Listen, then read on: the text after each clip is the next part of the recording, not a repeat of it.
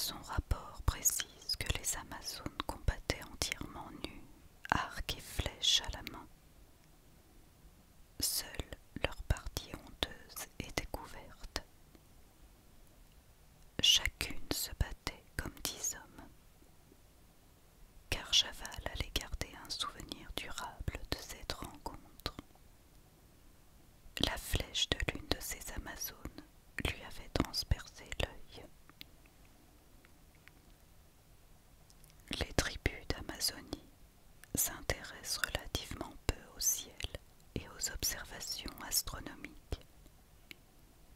Leur vie et leur légende ont pour cadre essentiel 2 mondes parallèles. Le monde de la forêt et celui de l'eau. Le monde aquatique tient chez eux une place primordiale. C'est le royaume des Yakurunas et des sirènes qui prennent de temps à autre une forme humaine et quittent les eaux pour s'accoupler avec un être humain. Celui-ci sera ensuite entraîné dans le monde subaquatique. Les sirènes sont souvent associées aux anacondas et les Yakurunas aux dauphins d'eau douce, considérés comme des êtres malfaisants.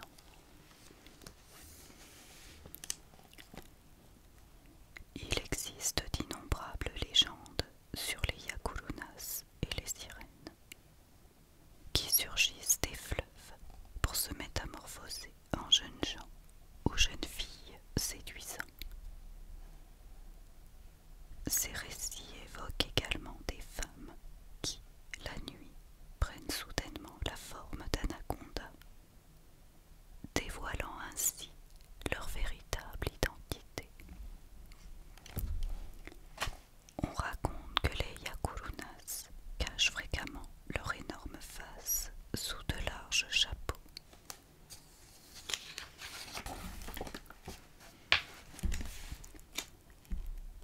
Les chamans d'Amazonie pensent qu'il est possible de vagabonder dans le monde subaquatique, puis de le quitter. Ce voyage aux enfers semblable à celui des mythes de tous les peuples et de tous les temps est un parcours d'initiation en vue d'acquérir les facultés chamaniques. Les forêts abritent le démon Chulachaki, dont le nom se compose des mots Quechuas Chula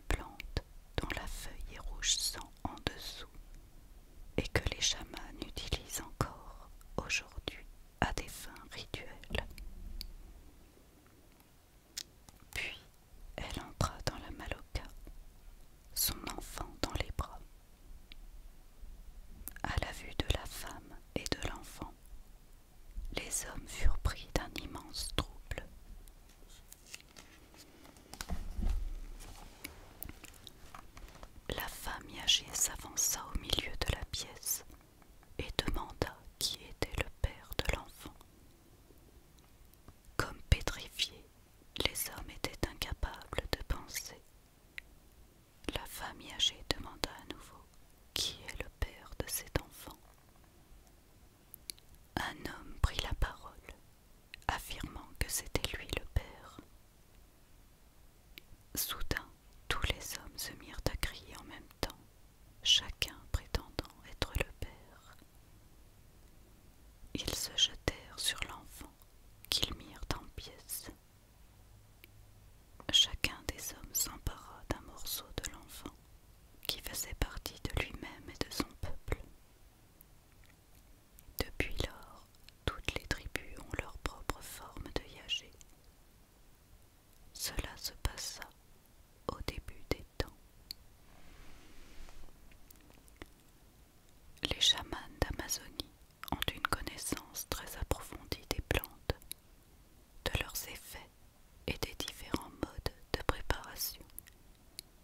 Selon eux, des esprits sont attachés à ces plantes, chacun étant à l'origine d'expériences hallucinogènes particulières.